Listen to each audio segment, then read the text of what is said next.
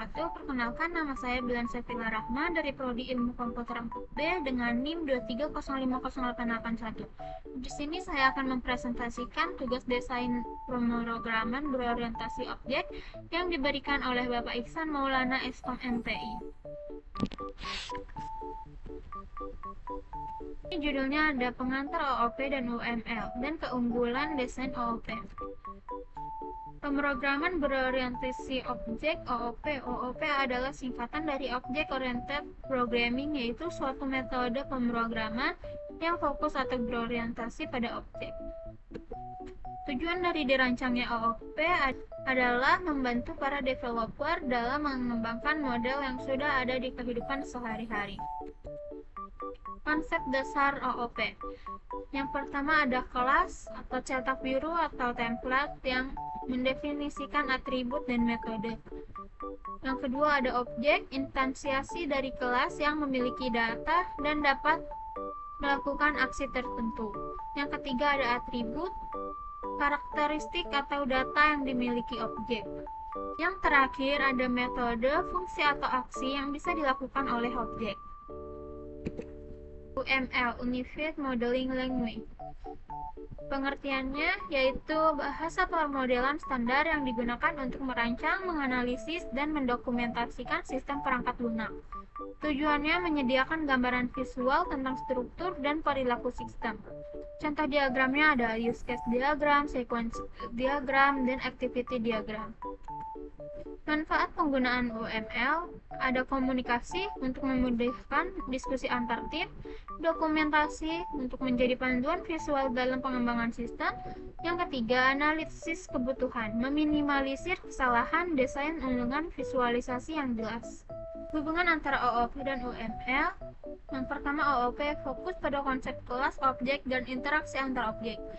UML menyediakan alat untuk memvisualisasikan konsep OOP dalam bentuk diagram. Integrasi UML membantu memvalidasi desain OOP sebelum proses pemrograman dimulai. Desain sebelum implementasi. Yang pertama ada pentingnya analisis kebutuhan untuk menentukan fitur dan fungsionalitas sistem secara tepat. Yang kedua, mengurangi kesalahan untuk memperjelas desain untuk meminimalisir perbaikan besar di kemudian hari. Yang ketiga, efisiensi dan kolaborasi untuk menyediakan panduan bagi semua anggota tim pengembang. Keunggulan desain OOP. Yang pertama ada reusability, yaitu kemampuan untuk menggunakan kembali komponen atau kelas yang sudah dibuat di berbagai bagian proyek atau di proyek lain. Manfaatnya mengurangi duplikasi kode dan mempercepat proses pengembangan. Yang kedua ada maintainability, yaitu memudahkan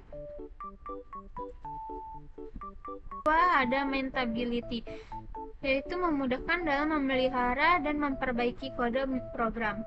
Manfaatnya, struktur kode yang modular memudahkan identifikasi dan perbaikan kesalahan. Yang ketiga atau yang terakhir ada extensibility. Extensibility adalah kemampuan sistem untuk dengan mudah ditambah fitur baru tanpa mengganggu sistem yang sudah ada.